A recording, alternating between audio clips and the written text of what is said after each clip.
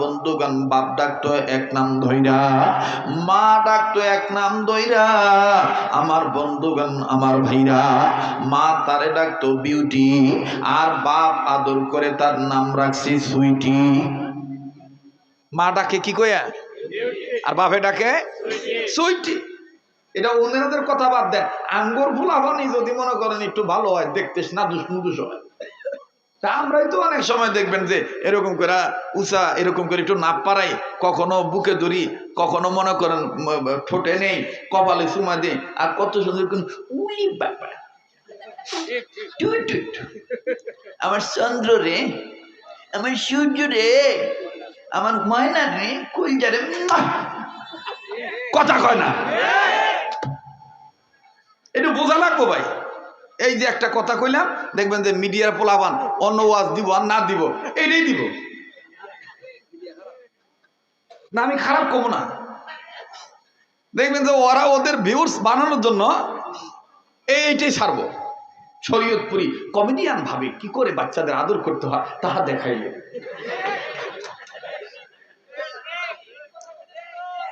খালি এই এতটুকু ঘটনাটা খালি ছাড়বো, কিন্তু পুরা ঘটনা প্রচার করব না। আল্লাহ আল্লাহ মিডিয়ার ভাই কর্মীদেরকে সঠিকটা প্রচার করার তৌফিক দান করে। কথা বুঝাইতে গেলে অনেক এক্সাম্পল, উদাহরণ দিতে হয়, মেসাল দিতে হয়, ঠিক না ভাই?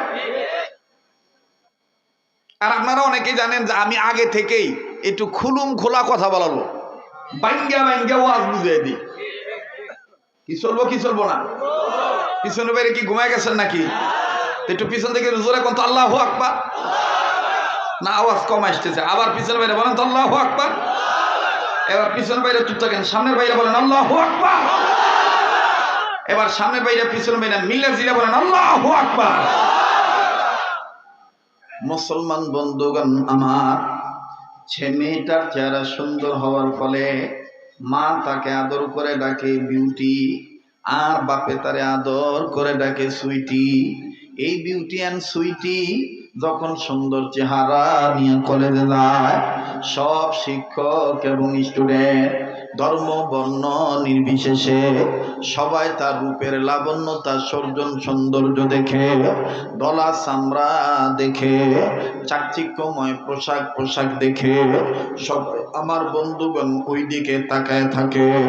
মুসলিম ছেলেটাকে একদিন তাকানোর জন্য বাধ্য করলো, এই নামাজি ছেলেটা বিউটির দিকে তাকাইলো, নামাজি ছেলেটা সুইটির দিকে তাকাইলো। আমার বন্ধুগণ তাকানোর পর বন্ধুরা দেখতেছে, এখন আর চোখ ফিরায় না, ভিন্ন দিকে কোনো খেয়াল করে না।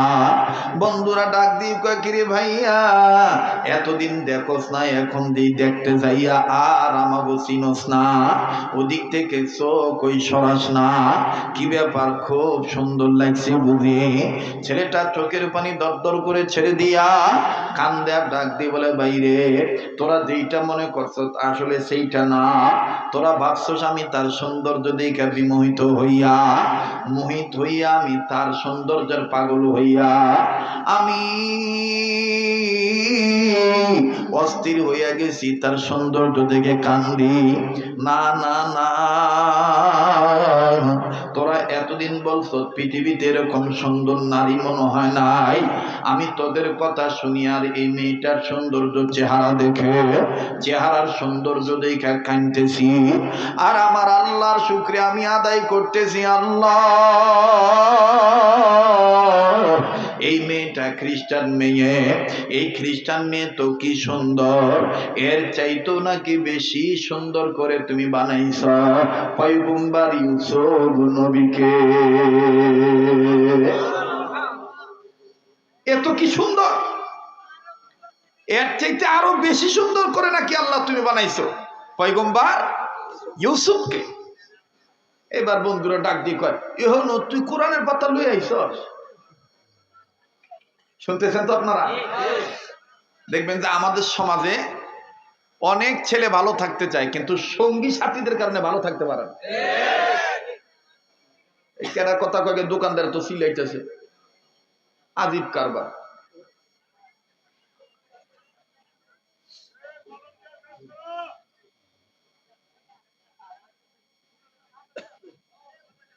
আব্দুল সালাম কই? এতগুলা মানুষ এখানে ওয়াজে বসে রয়েছে, কত সুন্দর পরিবেশ, আলোচনায় ব্যাঘাত ঘটায়। আর কিছু মানুষ আছে ওয়াজ মাহফিলে জিন্দিগি তো মনে লাড্ডু খায় নাই, জিলাপি খায় নাই, এনে আইলেই খালি জিব্বা খালি পানি পুড়িয়ে যায়, ঠিক না?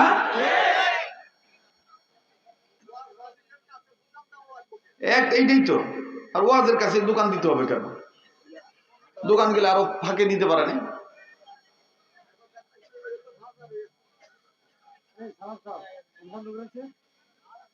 লোকজন নাই, আপনার স্বেচ্ছাসেবক নাই।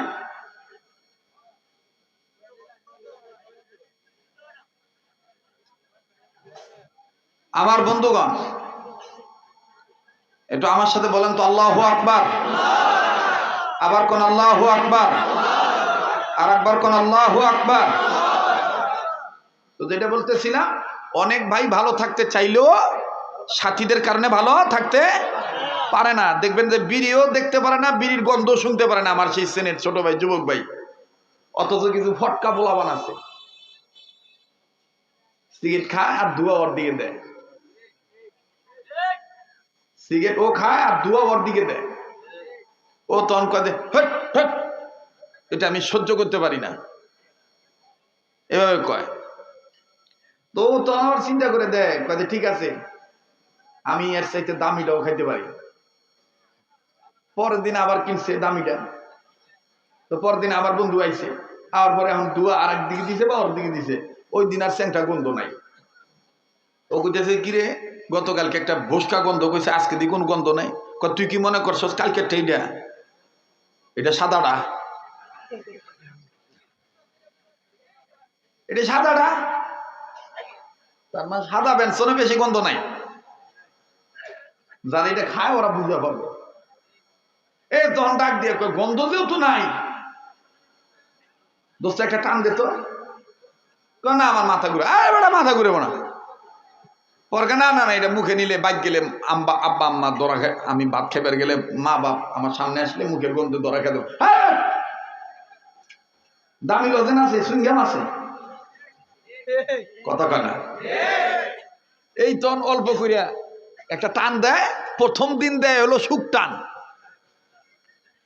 দ্বিতীয় দিন দেয় হলো হালকা টান, এরপরে 3-4 দিন, 1 সপ্তাহ, 2 সপ্তাহ, 4 সপ্তাহ পরে এই যে টান দেওয়া শুরু করে, এখন ওর টান হয়ে গেছে দুঃখের টান। মানে হালকা টেনশন হইলেও বিড়ি ধরা। এই জন্য সৎসঙ্গে স্বর্গবাস, অসৎসঙ্গে সর্বনাশ।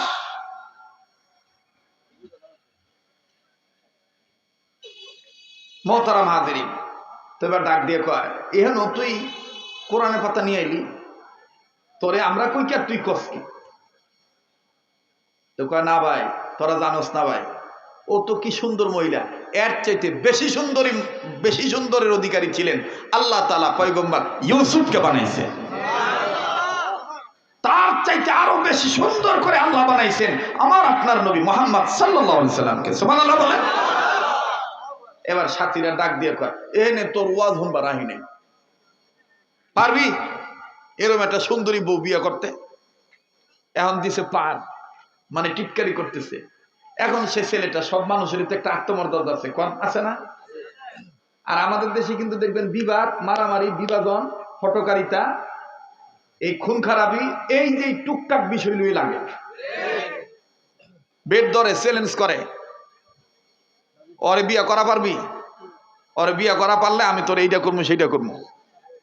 তো এরকম যখন বেড ধরছে, বাদি ধরছে, এখন ছেলে আস্তে করে টুপিটা খুলে সব কিছু বাদ দিয়ে কইতেছে, তোরা যদি রাজি থাকস দেখ আমি ওরা ডাইরেক্ট বিয়ের প্রস্তাব দিই। এবার কাছে যায় বলতেছে, হ্যালো বিউটি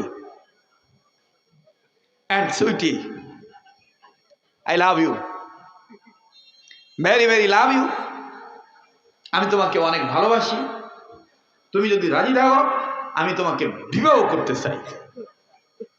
এখন মেয়েটা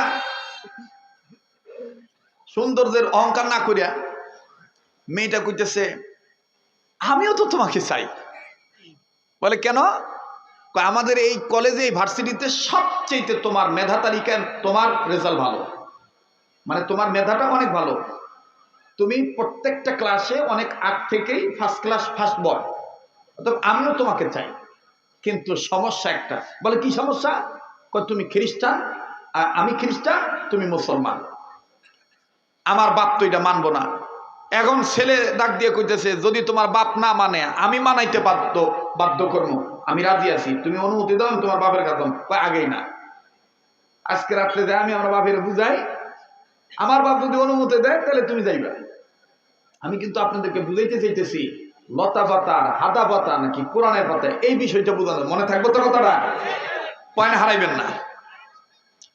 ও মুসলমান, বিধর্মীরা যতই সৌন্দর্য হোক, ওই দেখবেন গাইটা দেখবেন হয় লতা পাতা, নাহলে হাদা পাতা, আর নাহলে তেজপাতা। আর মুসলমান যতই গরিব হোক, গাইটা গুইটা দেখবেন যে কোরআনের পাতা। এবার গেছে ম্যাডাম, গেছে বাড়িতে, ম্যাডাম বাড়িতে যাইয়া সারা রাত ঘুমায় না। তো মা ডাক দিয়ে কি হয়েছে আমার কাছে কয়ে মা এরকম এরকম এরকম এরকম ঘটনা, একটা ছেলে পাগল হয়েছে আমার জন্য, তো আমিও সেই ছেলেটাকে পছন্দ করি। এখন মা তো এই কথা শোনার পরে বলতেছে এখন সমস্যা কোথায়? আব্বা তো মানতে পারবো না, আব্বা তো রাজি না, আব্বা তো মনে রাজি হইব না, কারণ ছেলেটা মুসলমান, আমি হইলাম খ্রিস্টান। মা ডাক দিয়ে বলতেছে তুই যদি রাজি থাকস তাহলে তোর বাপের ম্যানেজ করার দায়িত্ব আমার।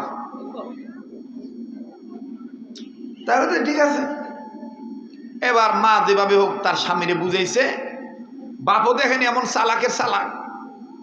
বাপ ডাক দিয়ে কইতেছে আমার মেয়েকে বলে দাও সে যেন এই ফালতু একটা টেনশন করে মাথা নষ্ট না করে, বলে দিও ও যেহেতু চয়েস করছে ছেলেরা আমার বাসায় কালকে আসতে বলল, আমি কিছু শর্ত দিব, শর্ত মাইনা নিলেই ওর কাছে বিউটি তুলে দিল।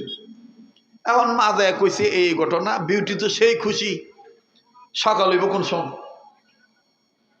ক্লাসের টাইম আসবে কখন, তো ক্লাসে মানে কলেজে যাইয়া আগেই ওই ছেলের তালাশ করা। ছেলেও কিন্তু ছেলে যাও ভুলে যাইতে চাইছে, বন্ধুরা কিন্তু ভুলে যাইতে দেয় না। সারা রাত খালি মেয়ের প্রশংসা করছে, দোস্ত পাবি না এই জিনিস, আর কই পাবি, এই বক্কর চক্কর এই সেই কথা বুঝেন নাই। কিন্তু এই ছেলেরা তো আর জানে না যে না সব হলো কচু পাতার বাণী। কি পাতার বাণী? কচু পাতার বাণী। এবার আস্তে করে সুন্দর করে বুঝাইয়া সকালবেলা ছেলেটা আসছে, ছেলেটার সাথে মেয়েটার দেখা, মেয়েটা বলতেছে আমার বাবা তোমাকে বাসায় দিতে বলছে, বাবা তোমার সাথে কিছু কথা বলবে, তুমি যদি এই শর্তগুলো মেনে নাও তাহলে আব্বা তোমার হাতে আমাকে তুলে দিবে। ছেলেটা বলতেছে আমি এক্ষুনি যাব। মেয়ে বলতেছে চলো, চলে গেছে। যাওয়ার পরে এবার ছেলেটা ঢোকার পরেই ভিতর দিয়া দরজা আটকায় দিছে, এই বিউটিরে বাইরে রাখছে। বিউটি মনে করছে বাপ মা আমার ভালোবাসার মানুষটাকে মনে মেরে ফেলবে, এরকম ঘটনা ঘটে না? তো এবার মা ডাক দিয়ে বলতেছে বাবা তুই টেনশন করিস না, আমরা তোর মা বাপ হিসেবে গার্জিয়ান হয়ে অভিভাবক হয়ে তারে কিছু জিজ্ঞেস করবো, সে সঠিক উত্তর দিতে পারলেই মেনে নিলেই তোকে তার হাতে তুলে দেবো, হয়েছে তো? মেয়ে বলো ঠিক আছে, আমার প্রেমিকার যেন কোনো ক্ষতি না হয়। এবার সুন্দর ডাইনিং টেবিলে, বিশাল ডাইনিং টেবিলের প্লেস, সুন্দর এই প্লেসে মনে করেন যে নানাবিধ খাবার পাক কইরা সামনে রাখছে, খাসির মাথা, গরুর রান, যা আছে আর কি সব দিছে আর কি। দেওয়ার পরে ডাক দিয়ে বলতেছে এই ছেলে চিন্তা করে দেখলো যে বিয়া না করতে এরকম, বিয়ে করলে না জানি আর কত তান খাওয়াইব, কিন্তু এই ছেলে বোঝে নাই যেটা আসলে মরিচিকা বালি। বালি কিন্তু দূর থেকে চিকচিক করে, কিন্তু কাছে গেলে শুধু বালি দেখবে, কথা কয়। তো ছেলে বসছে, ছেলে বসার পরে বাপে তার স্ত্রীকে বলছে তুমি কোনো কথা বলবো না, যা বলার আমি বলবো, যা বলার আমি বলবো। বাপে এক কথা জিজ্ঞাসা করছে তুমি কি আমার বিউটিকে খুব চয়েস করো? ছেলে আবার এক কথায় জবাব দিয়ে ফেলাইছে আপনার বিউটিকে ছাড়া আমি বাঁচবই না। এবার বাপ বুঝিয়া ফেলাইছে যে এ তো আমার মেয়ের প্রতি খুব দুর্বল। এইবার খ্রিস্টান লোকটা ছেলেটাকে বলতেছে আমার বিউটিকে নিতে গেলে তো এত সহজ হবে না, একটু কঠিন হবে। বলে কি কঠিন? বলে শর্ত হলো এই, তুমি যে মুসলমান আছো তুমি আর মুসলমান থাকতে পারবে না, এই মুহূর্তে তোমাকে খ্রিস্টান হতে হবে। নাউজুবিল্লাহ বলে, আবার বলে নাউজুবিল্লাহ। এবার ছেলে বলতেছে আর কি সত্য? বলে তুমি যে খ্রিস্টান হইছো এটার প্রমাণ স্বরূপ তুমি বাইবেল ধরবা, বাইবেল ধরে শপথ করবা যে আমি কোরআন প্রত্যাখ্যান করলাম, ইসলাম ধর্ম ছেড়ে দিলাম, কালেমা ছেড়ে দিলাম, ইমান ছেড়ে দিলাম, আমি বেঈমান হয়ে গেলাম, খ্রিস্ট ধর্ম আমি মেনে নিলাম, এই যে বাইবেল আমি ধরে শপথ করে বলে দিলাম। বলে আর কি সত্য?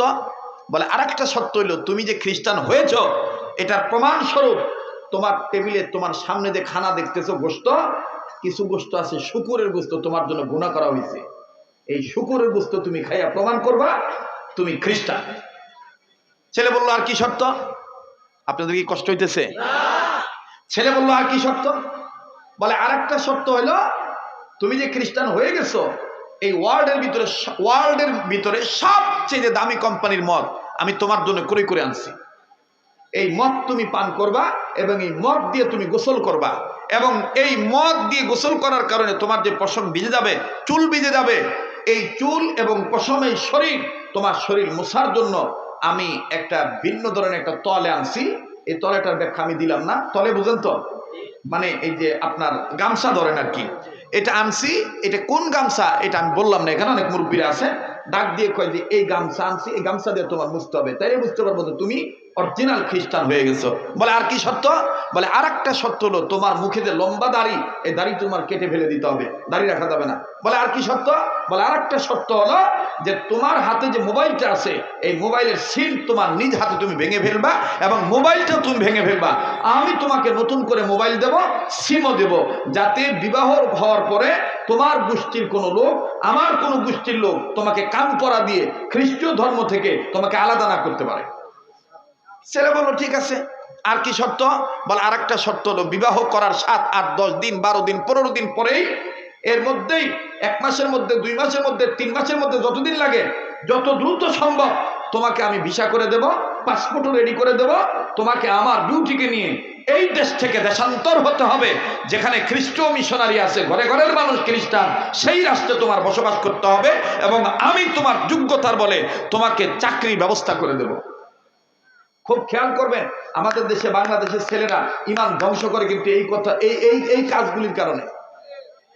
সরকারি চাকরি যদি পাওয়া যায়, পাওয়ার উপরে পাও তুলে যদি খাওয়া যায়, ঘর জামায় 2 যুগ থাকলেই কি, কিসের মা কিসের বাপ, জাত ধর্ম আর কি গ্রহণ করে ফেলে, কথা কন।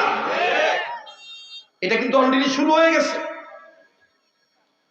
নর্থ বেঙ্গলের উত্তরবঙ্গে কুড়িগ্রাম জেলায়, পঞ্চগড় জেলায়, দিনাজপুর জেলায়, লালমনিরহাট জেলায় আমার বন্ধুগণ খ্রিস্টান চক্র, খ্রিস্ট চক্র, এবং আমি নাম নিচ্ছি না, যদিও আমাদের অনেক বড়রা বলছে যে এটা নাম না নেওয়াই ভালো। আপনারা দেখেছেন যে তাদের এক বড় নেতাকে গত কয়েকদিন আগে নাকি গতকালকে ডিবি তুলে নিয়ে গেছে। আজকে আমার বন্ধুগণ একজন মুসলিম অ্যাডভোকেটকে তারা জব করতে দ্বিধাবোধ করে নাই, জবে করে ফেলেছে। আমার ভাইরা নানাবিধ চক্রান্ত চলতেছে। বাংলাদেশ মুসলমানদের দেশ। ও মুসলমান, সারা বিশ্বে মনে রাখবেন কোরআন নাজিল হয়েছে মক্কা আর মদিনায়, আর তর্জমা হয়েছে, ব্যাখ্যা হয়েছে, তফসির করেছে ভারত উপমহাদেশের, ভারতের ওলামায়ে কেরাম, পাকিস্তানের ওলামায়ে কেরাম, আর মুসলিম বিশেষজ্ঞগণ বিশ্লেষণ করে দেখেছেন, গবেষণা করে দেখেছেন, ইতিহাসে তারা লিখেছেন কোরআন নাজিল হয়েছে মক্কা মদিনায়, তর্জমা ব্যাখ্যা তফসির হয়েছে ভারত এবং পাকিস্তানে, আর আমল করে কেবলমাত্র বাংলাদেশের মুসলমানেরা। আমল করে কোন দেশের মুসলমানেরা? বাংলাদেশের মুসলমানেরা। এই জন্য বাংলাদেশের মুসলমানদেরকে কৌশলে কিস্তির টাকা দেওয়া হোক, লোন দেওয়া হোক, সুন্দরী মেয়ে দেওয়া হোক, ধন সম্পদ দেওয়া হোক, জগা খিচুড়ি মার্কা শিক্ষা দেওয়া হোক, যেভাবেই হোক, হয় বাপ মাকে গ্রাস করো খ্রিস্ট ধর্ম দিয়া, না হয় ছেলে মেয়েকে অ্যাটাক করো, না হয় শিশু বাচ্চাদের শিক্ষা নীতিমালাতে খ্রিস্টান নীতিমালা ঢুকায় দাও। নানাবিধ ষড়যন্ত্র চলতেছে। এজন্য আমাদের সাবধান থাকতে হবে। কথা বলেন ঠিক কিনা? আমাদের অন্তরে মনে প্রাণে বিশ্বাস করতে হবে যত ধরনের পাতা দামি পাতা হোক, সবচেয়ে দামি পাতা হলো কোরআনুল কারীমের পাতা। ইন্নাহু লাকুরআনুন কারীম। আর নবী বলেছেন খয়রুকুম মান তাআল্লামাল কোরআনা ওয়া আল্লামা। তোমাদের মধ্যে ওই ব্যক্তি উত্তম ব্যক্তি যে ব্যক্তি নিজে কোরআনের শিক্ষা গ্রহণ করে এবং অপরকে কোরআনের জ্ঞান শিক্ষা দেয়। সুবহানাল্লাহ। আপনাদের কি বিরক্তি ভাব লাগতেছে? আমার সময় কিন্তু শেষ, আমার এখন নেমে যাওয়ার কথা, কিন্তু আপনাদের জন্য আমি আর 15 মিনিট একটু বৃদ্ধি করলাম যাতে কথাটা আপনাদের বুঝে আসে। আমি কি আগাবো? আমি কি বলবো? বলেন তো আবার আল্লাহু আকবার। এবার ছেলে সব মেনে নিছে, বিয়ে শাদী হয়ে গেছে কমপ্লিট। 1 সপ্তাহ 2 সপ্তাহ 3 সপ্তাহ 4 সপ্তাহ 1.5 মাস, পাসপোর্ট ভিসা রেডি, বিমানের টিকিটও রেডি। মেয়েটার বাবা মেয়েটার হাতে দিয়ে বলে জামাইকে রেডি হইতে বল, এতটার সময় বিমান ছাড়বে, অমুক দিন আর কি, কোনো গোছ গাছ থাকলে গুছাইতে বল। তো নববধূ যে বলছে, প্রিয় স্বামী আমার, সব শর্ত তো মেনেছেন, এই যে আব্বার শেষ শর্ত, এই দেশ থেকে দেশান্তর হতে হবে, এই যে বিমানের টিকিট, এখন তোমার কি কোনো গোছানো লাগবে কিনা, তোমার প্রয়োজনীয় কোনো কাপড় চোপড় আছে কিনা, থাকলে তুমি নিতে পারো। আমার জানা মতে তুমি বেচালার ছিলা, একটা মেটে ছিলা, তোমার গ্রামের বাড়ি অনেক দূরে, ওই রুমে তুমি অনেক দিন যাও না, ওই রুমে তোমার কোনো প্রয়োজনীয় কোনো জিনিস আছে কিনা, সরঞ্জামাদি আছে কিনা, নিয়ে আসতে পারো। ছেলেটা বলল ঠিক আছে, অবশ্যই আমার একটু যেতে হবে রুমে, আমার রুমের ভিতরে আমার কিছু প্রয়োজনীয় কাগজপত্র আছে এবং জামা কাপড়ও আছে, নিয়ে আসো, দেরি করবা না, যাইবা আইবা।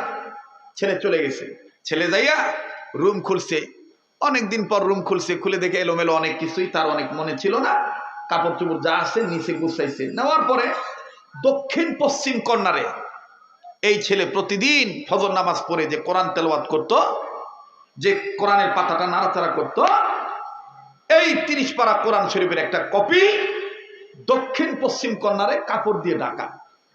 এই ছেলেটা মনের অজান্তেই ওই কাপড়টা সরাইছে মতনই ওই কোরআনটা দেখে ফেলছে।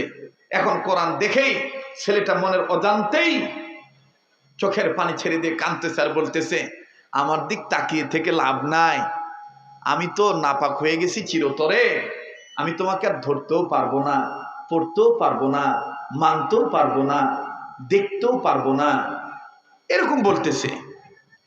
আমি নাপাক হয়ে গেছি, আমি বেঈমান, আমি খ্রিস্টান হয়ে গেছি। এই ছেলে এভাবে বলতেছে, আর কোরআন যেখানে আছে সেখান থেকে আল্লাহর কুদরতি জবানের একটা পাওয়ারি আওয়াজ আসতেছে, লা তাকনাতু মির রাহমাতিল্লাহ, লা তাকনাতু মির রাহমাতিল্লাহ, আল্লাহর রহমত থেকে নিরাশ হইও না। এখন এই ছেলে বলতেছে যে কে দিল এই আওয়াজটা, কে দিল, কোথা থেকে আসলো। আবার আওয়াজ আসতেছে, গফুরুর রহিম, গফুরুর রহিম, গফুরুর রহিম, গফুরুর রহিম, এভাবে আওয়াজ আসতেছে। এই ছেলে বলতেছে, আচ্ছা বুঝছি, অনেকদিন পড়েছি তো, আমাকে একা যেতে দিতে চাচ্ছ না, তুমি আমার সাথে যেতে চাচ্ছ তাই না, কিন্তু আমি তো তোমাকে পড়তে পারবো না।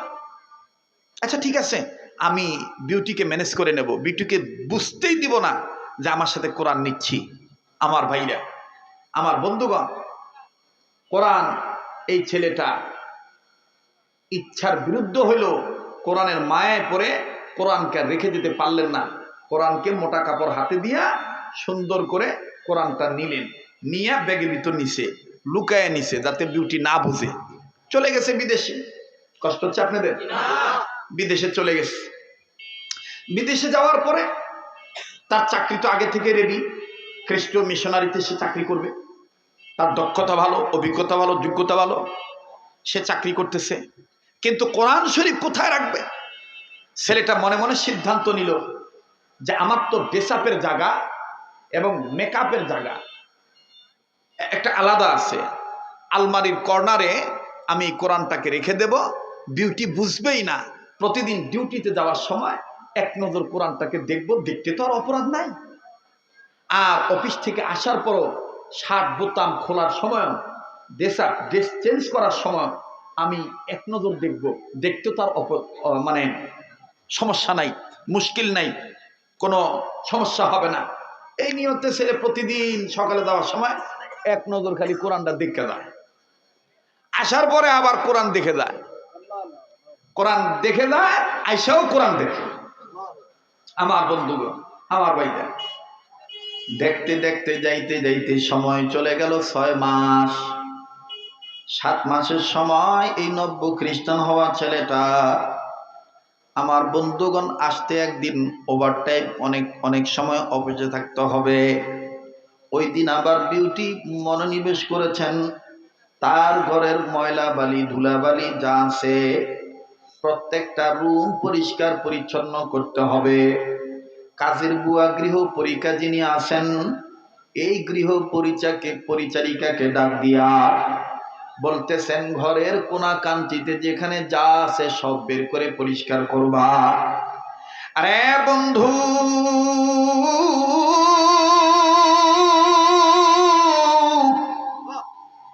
এইবার এই গৃহ পরিচারিকা কাজের বুয়া 1 number room, 2 number room, 3 number room যখন পরিষ্কার করতে যায়, হঠাৎ করে রুমের কর্নারে নজর করে দেখে আলমারির এক সাইড কর্নারে আমার বন্ধুগণ মোটা একটা কিতাব দেখা যায়। গৃহ পরিচারিকা কাজের বুয়া কাজের মেয়েটা চিল্লায় ম্যাডামকে ডাক দিয়ে বললেন, madam, what is this book? এটা কিসের বই? কোথা থেকে আসলো বুঝলাম না। আমার বন্ধুগণ বিউটি কাছে যে দেখতে পারলেন এটা মুসলমানদের কোরআন। বিউটি কোরআনটা দেখি তেলে বাগুনে জ্বলে উঠলো, অগ্নিশর্মা হয়ে গেল, পায়ের পাতার রক্ত মাথার চারিতে উঠে গেল। প্লিজ কেউ কোনো দিকে নজর দিবেন না রে ভাই, দেখেন তো দেখি দিলটা নরম করা যায়নি। এক ফোঁটা চোখের পানি নিজের গুনার কথা স্মরণ করে, কালামে হাকিমকে সম্মান করে এই মাদ্রাসায় নূরে মদিনার মজলিসে বসে দেখেন তো দেখি কান্নাকাটি করা যায় কিনা রে ভাইয়া। এবার মিস বিউটি এন্ড সুইটি মোটা ভলিউমের কিতাবটা দেখার পর বুঝতে বাকি রইল না যেটা মুসলমানদের ধর্মগ্রন্থ কোরআন। স্বামীকে ফোন না দিয়ে মা বাবার কাছে ফোন দিয়ে বলতেছে, তোমাদের জামাই এই ঘটনা ঘটাইছে, আমারে না জানাইয়া কোরআন শরীফ আমাদের রুমে এনে থুয়েছে, কি করতে পারি? বিউটির মা আর বাপ ডাক দিয়ে বলল, কোনো কিছু করার নাই। স্বামীকে যদি তুমি তোমার মতন করে খ্রিস্টান হিসেবে রাখতে চাও, জলদি জলদি করে কুইক জলদি জলদি করে বাজান বাপ মা বলে দিল কোরআনটা নিয়া নির্ধারিত ময়লাযুক্ত ডাস্টবিনে ফেলায় দিয়ে আসো। আমার বন্ধুরি,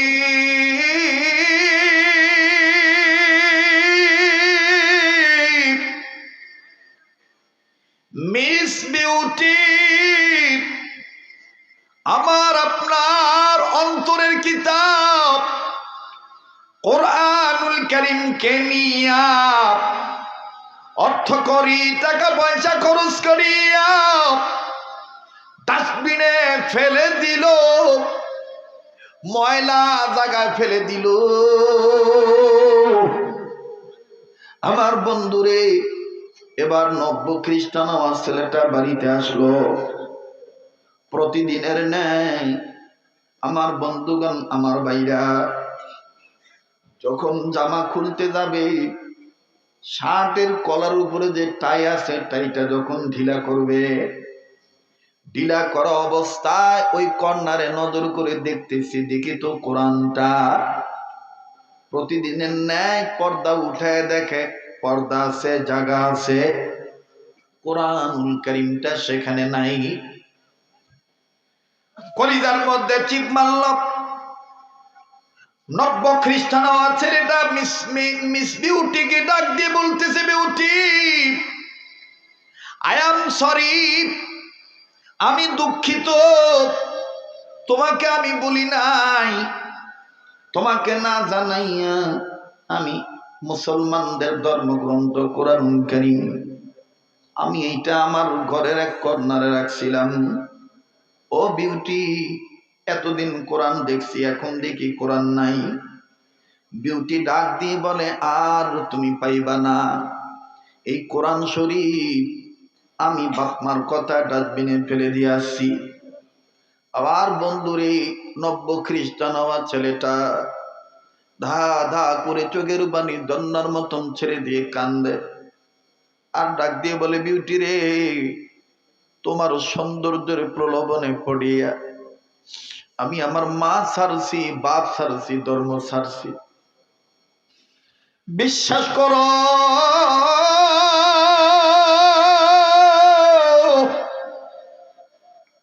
এই কোরআন আমি তোমাকে বিয়ে করার পর হইতে অর্ধ পর্যন্ত কোনো দিন আমি খুলি নাই, কোনো দিন আমি ধরি নাই। আর এই কোরআনটা তোমার সহ্য হলো না, কই তুমি ফালাইছো? মিস বিউটি ডাক দিয়ে বলতেছে, স্বামী আমার, এই এলাকার মধ্যে সবচেয়ে বড় ময়লার স্তূপ ডাস্টবিন যেখানে, এই ডাস্টবিনে আমি কোরআন ফেলে দিয়ে আসছি। ছেলেটা চট করে বুকে হাত দিয়া কেমন জানি বুকে পেন হইতেছে, ব্যথা করতেছে, পুরা শরীর ঘেমে গেছে। ছেলেটা ডাক দিয়ে বলতেছে, আমি একটু যাই, কোরআনটা কোথায় ফেলাইছ আমি নিয়ে আসি। বিউটি বলতেছে, এই কোরআন আনলে কিন্তু আর তুমি এই ঘরে ঢুকতে পারবা না। ছেলেটা ডাক দিয়ে বলতেছে, তুমি আমারে ঢুকতে দিলে দিবা, না দিলে না দিবা, কিন্তু আমার মন মানে না, আমি আর এই কোরআন এভাবে ডাস্টবিনে পড়ে থাকতে দেব না। একটা দৌড় মেরে চলে গেছে রে ভাই, যাইয়া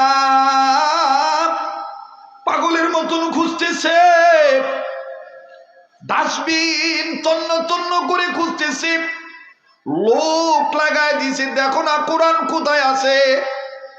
অবাদান এবার হঠাৎ করে ছেলেটা দেখতে পাইল, আমার বন্ধুগণ, ডাস্টবিনের এক কর্নারে আল্লাহ পাকের কোরআনুল কারীম দেখা যায়। এই মুসলিম ছেলেটা, নব্য খ্রিস্টান হওয়া ছেলেটা কোরআনকে ডাক দিয়ে বলতেছে, কেমন লাগে, কি কারণে তুমি আমার সাথে আইছিলা? এখন নিজেই তো অপমান হইয়া গেলা, আইলে না আইলে তো আর এইরকম নোংরা জিনিসে তোমার পরে থাকতে হইতো না। আমার বন্ধুরে, কোরআনুল কারীম থেকে কে জানি জবাব দিয়ে বলতেছে, নাহনু নাযালনা যিকরা ওয়া ইন্না লাহু লাহাফিজুন। নাজিল করেছে আল্লাহ,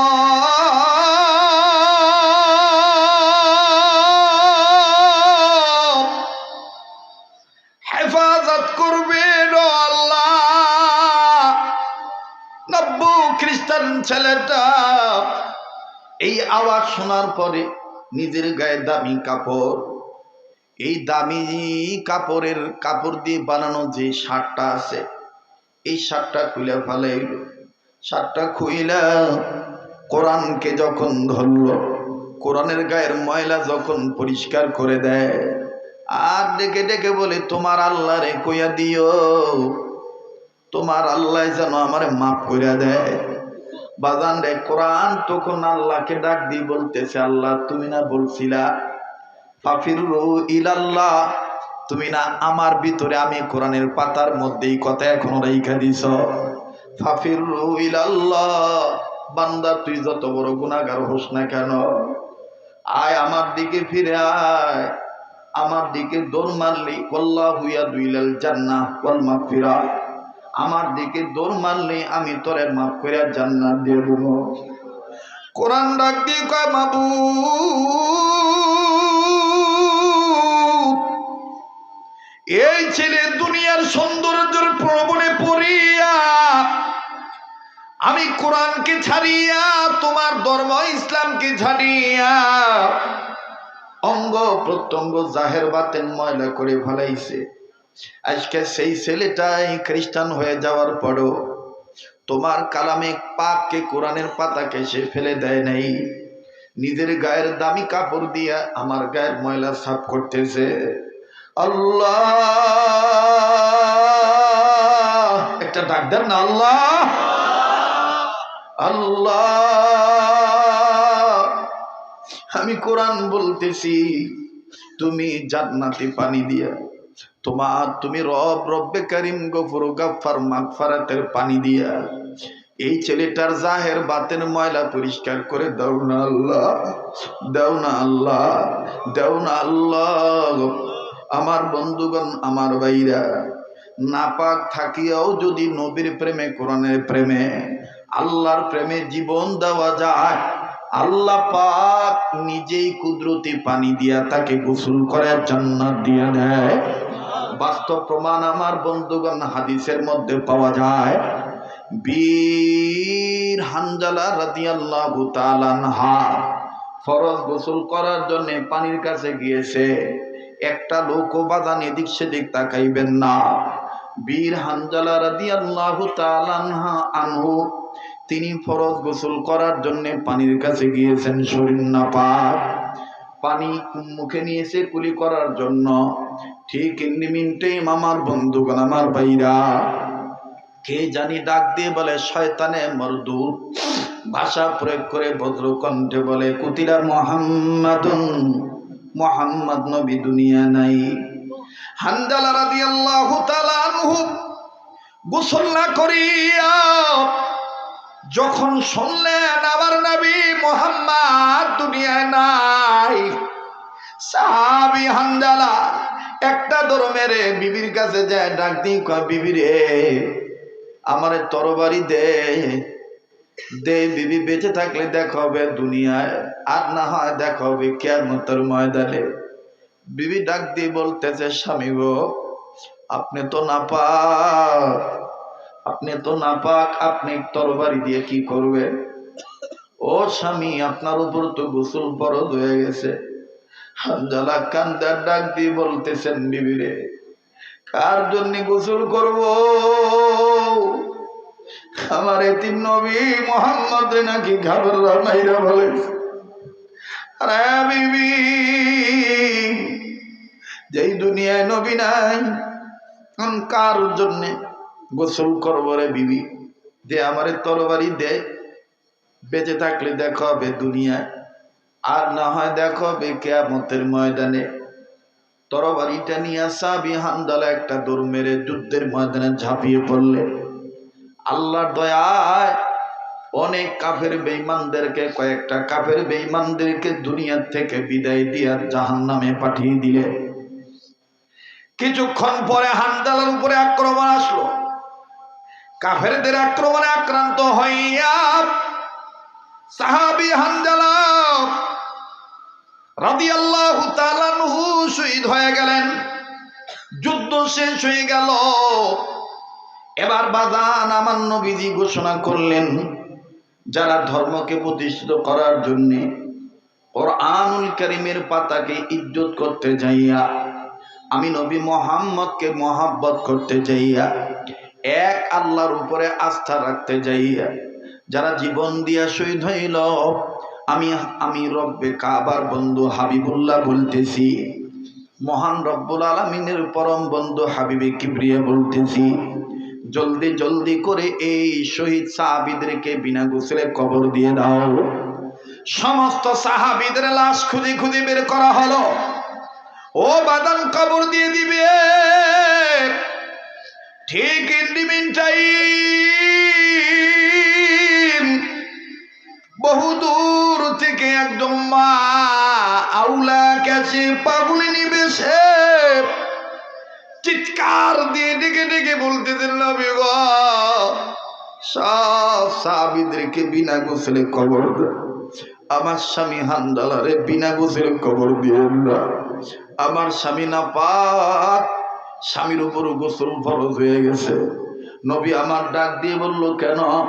ডেকে ডেকে বলতেছেন, নবী গো, আমার স্বামী আমাকে ব্যবহার করেছে, ফরজ গোসল করার জন্য পানির কাছে গিয়েছে, কে জানি বলছে আপনি নবী নাকি দুনিয়ায় নাই। ইয়া রাসূলুল্লাহ, ইয়া হাবিবাল্লাহ, আপনার মহাব্বতে পড়ে আমার স্বামী আর গোসল করেন নাই, নাপাক শরীর নিয়ে যুদ্ধ করিয়া শহীদ হয়ে গেছে।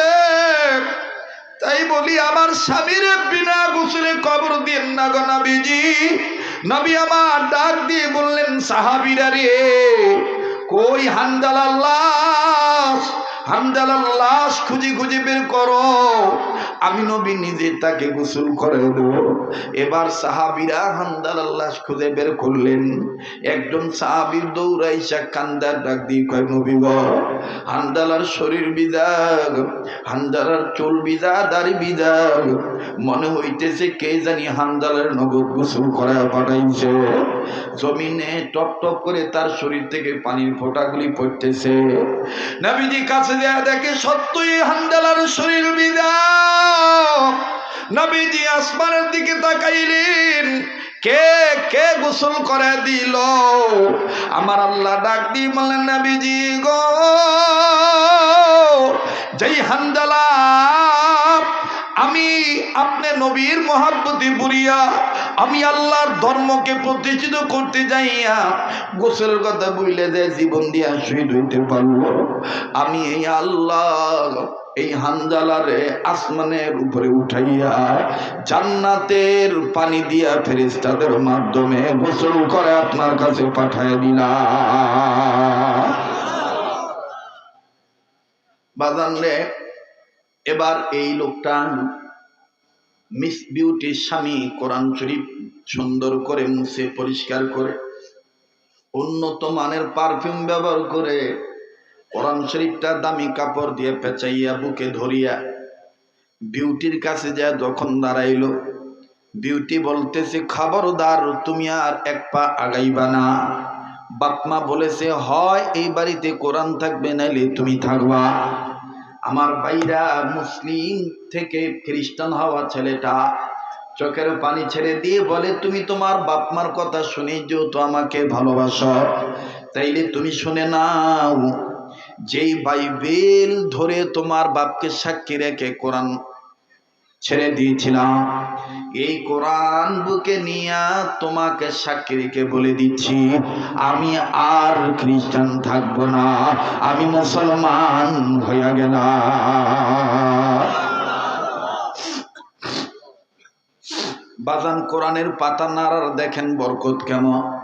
লম্বা কথা সংক্ষেপ করে দিলাম, ছেলেটা চলে গেল। ছেলেটা যখন চলে গেল নিজ দেশে, যেই মসজিদে নামাজ পড়তো, মসজিদের ইমাম সাহেব মাগরিবের আগে নামাজের আগে এলান করে বলতেছেন, একটা পরিবারের একটা ছেলে, এই ছেলেটা খুব পাক্কা নামাজি ছিল, আজ কতদিন হলো ছেলেটাকে দেখতে পাই না, মরে আছে না বেঁচে আছে তাও জানি না। ছেলেটা দাঁড়ায় ডাক দিয়ে বললেন, হুজুর আমি সেই ছেলে। কি বাবা?